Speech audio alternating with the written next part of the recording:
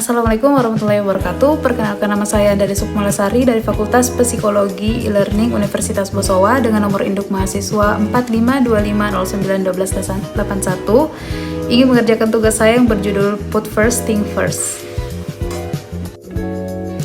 Put first thing first itu secara harfiah berarti dahulukan yang utama. Namun, makna sejatinya itu lebih dalam dari sekedar manajemen waktu. Itu adalah manajemen diri berdasarkan nilai dan tujuan hidup yang paling bermakna. Kalau kebiasaan pertama, be proaktif, mengajarkan kita untuk mengendalikan diri dan tanggapan terhadap situasi, dan kebiasaan kedua, begin with the end in mind, membantu kita menentukan arah dan visi hidup, maka kebiasaan ketiga ini ialah tindakan nyata untuk menjalankan visi itu melalui prioritas dan disiplin pribadi. Dengan kata lain, put first thing first itu adalah kebiasaan menjalani hidup sesuai prioritas, bukan tekanan. Kita tidak membiarkan hal-hal mendesak menguasai hidup, tetapi kita memilih berdasarkan apa yang paling bernilai. Nah, adapun filosofi dasar di balik put first thing first ini, Stephen Covey percaya bahwa kehidupan efektif itu tidak datang dari kesibukan, tapi dari kejelasan arah. Karena banyak orang terlihat sibuk, padahal sebenarnya mereka tidak maju ke arah yang benar. Mereka terjebak dalam rutinitas yang mendesak tapi tidak penting, seperti terus menjawab pesan, menghadiri rapat tak produktif, atau mengejar hal-hal kecil tanpa makna jangka panjang. Prinsip Covey sederhana tapi kuat. Yang paling penting jarang sekali mendesak, dan yang mendesak jarang sekali penting. Kebiasaan ini menuntut kita untuk berani memilih, berani menunda, menolak, atau bahkan meninggalkan sesuatu yang tampak mendesak, demi fokus pada hal-hal besar yang memberi makna hidup. Selanjutnya, time management matrix atau 4 kuadran prioritas. Jadi Covey memperkenalkan time management matrix yang membagi aktivitas menjadi 4 kuadran berdasarkan 2 dimensi, penting dan mendesak. Jadi maksudnya yang pertama yaitu penting dan mendesak. Jenis aktivitasnya itu seperti krisis, deadline, atau masalah darurat. Yang kedua itu penting tapi tidak mendesak, seperti perencanaan, hubungan, pengembangan diri. Dan yang ketiga itu tidak penting tapi mendesak, gangguan dari orang lain, dan lain-lain. Yang terakhir yaitu tidak penting dan tidak mendesak, aktivitas buang-buang waktu. Jadi kunci aktivitas hidup adalah berpindah dari kuadran 1 ke kuadran 2, artinya kita mencegah masalah sebelum menjadi darurat dan menumbuhkan diri sebelum situasi memaksa kita berubah. Jadi maksud dari kuadran ini ialah kuadran 1 itu harus dikerjakan, kuadran 2 itu harus diprioritaskan, dan kuadran 3 itu harus dikurangi, juga kuadran 4 itu harus dihindari. Karena hidup efektif itu sama dengan menghabiskan waktu terbanyak di kuadran 2, bukan waktu yang kita butuhkan lebih banyak, tapi prioritas yang lebih jelas. Adapun manfaat put first thing first yaitu seperti lebih produktif dan terarah, karena fokus pada hal penting bukan hal yang mendesak. Yang kedua itu mengurangi stres dan panik karena perencanaannya sudah matang.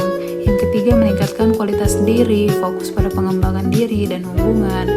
Yang selanjutnya itu disiplin dan konsisten, belajar menolak hal yang tidak penting. Selanjutnya keseimbangan hidup antara kerja, belajar, relasi, dan kesehatan.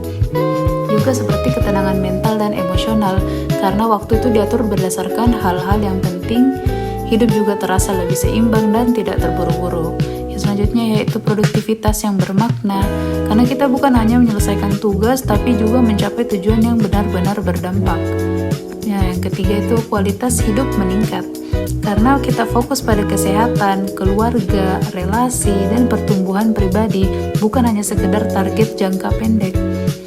Yang keempat itu disiplin dan kendali diri, yaitu menumbuhkan kemampuan untuk berkata tidak terhadap hal-hal yang tidak sejalan dengan prioritas hidup. Yang terakhir yaitu kepemimpinan pribadi. Orang yang mampu mengatur prioritas dengan benar akan lebih dipercaya dan dihormati di tempat kerja atau lingkungan sosial. Baiklah, selanjutnya yaitu bagaimana cara menstimulasi kebiasaan put first thing first.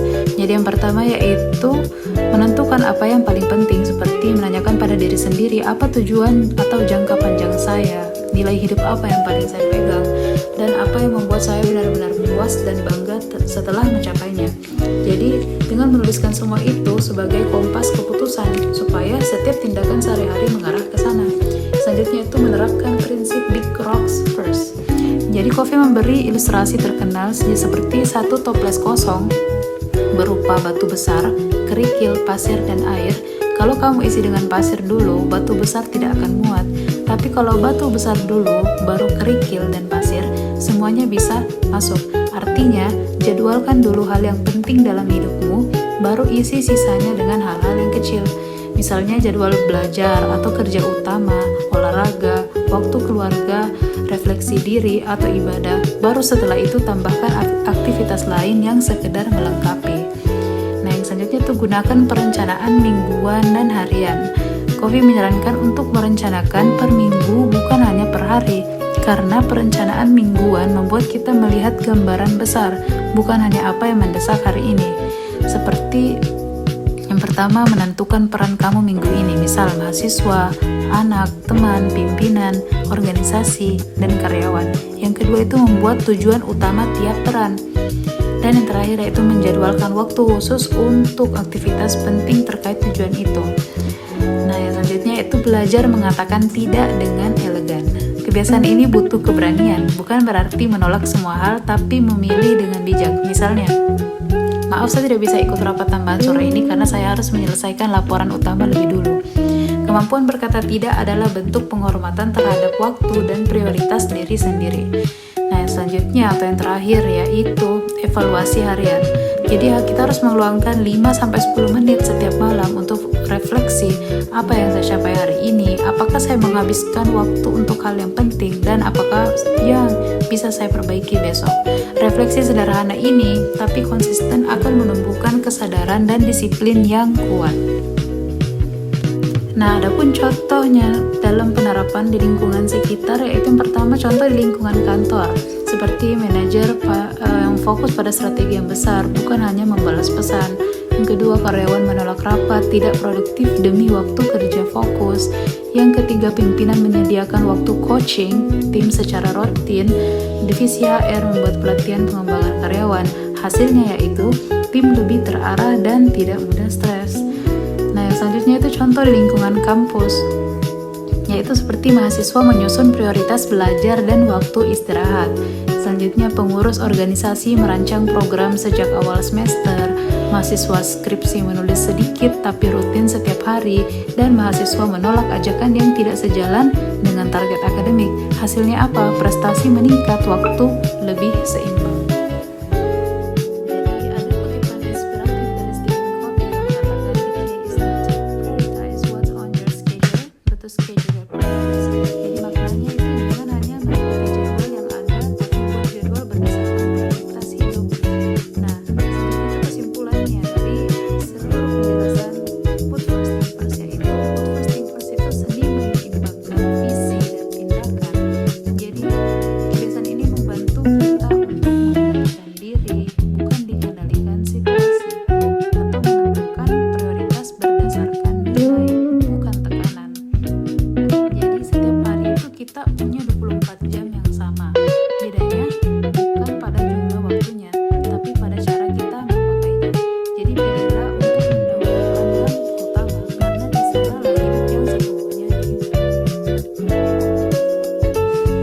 Refleksi kehidupan dari Put First Thing First yaitu, coba bayangkan banyak orang yang ingin sukses tapi tidak semua tahu mana langkah pertama yang harus diambil.